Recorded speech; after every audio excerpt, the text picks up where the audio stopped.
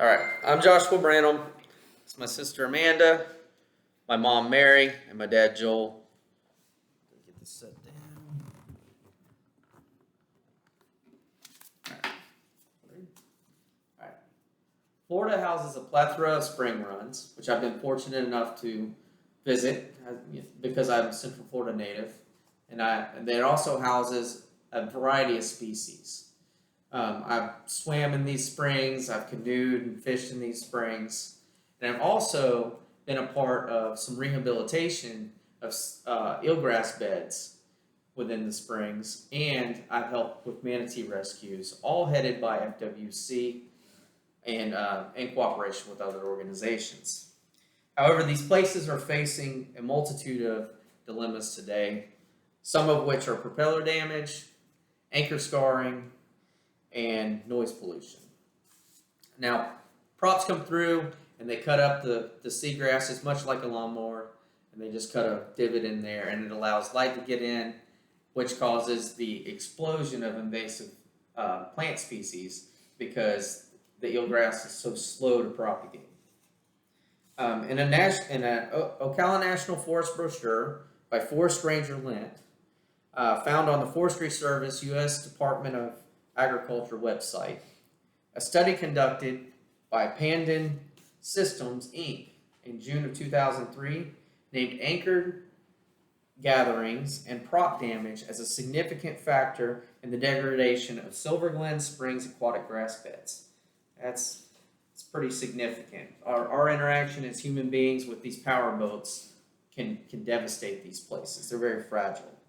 And the anchors, when you put the anchors down and you retrieve them, it rips the flower or the beds out. According to an article called Riverbed Scars by Walker Willis, which I reviewed on SaveCrystalRiver.com, anchors uproot eelgrass, which is what I just was talking about, and bare spots are left to fill back in, albeit very slowly, if at all. And this is because, unlike tidal areas where current is not, it's not steady. In spring runs, it's a steady current constantly. So when you get that bare soil down, it can siphon it right out and undermine not only the grass beds, but it can also undermine the bank and cause collapse and divert the system altogether.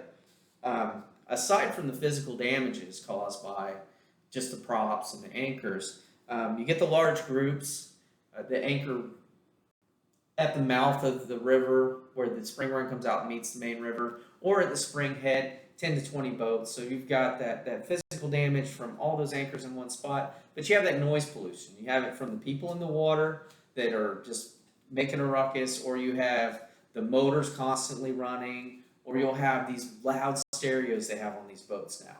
And this is a huge issue because those stereos in that will cause a manatee to pass right by that spring and not seek a food source or haven in there. And in a 2018 article written by Marine Mammal Science titled Manatee Behavioral Response to Boats and published in Wiley periodicals, it established a correlation between areas experiencing decreased manatee traffic in the winter and increased summertime powerboat activity. So it's not just something that's temporary. These animals remember that, and they won't seek safe harbor there. And that's going to become a huge issue in the future because, according to the Fish and Wildlife Service website, they explain that the number of manatees in Florida waters has increased from 1,300 in 1991 to around 6,300 in 2019. It's found in a document titled West Indian Trichias mantis, written by Fish and Wildlife Service. So as the numbers increase, they're going to run out of places that they can really head into, and they're going to need these additional habitats.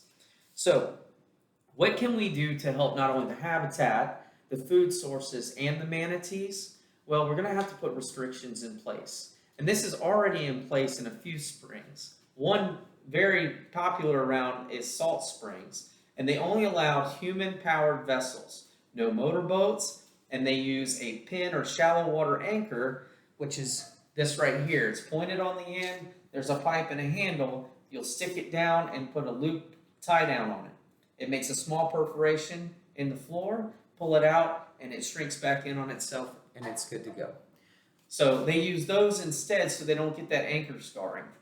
So what we have to do is we need to have something in place, like a petition for a statewide restriction, not just in individuals, because what may very well happen is you cut these springs off, and now they may flock to another spring, and we're increasing the number of manatees. We really need every available resource for these guys to use in the wintertime.